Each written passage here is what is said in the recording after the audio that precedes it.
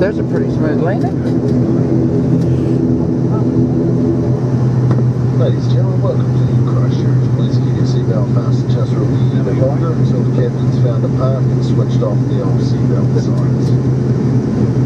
Here in Christchurch, depending on which gate we end up parking at, we may be in for a 2 to 3k walk into the main terminal building there, and you'll be perfectly fine just pacing those.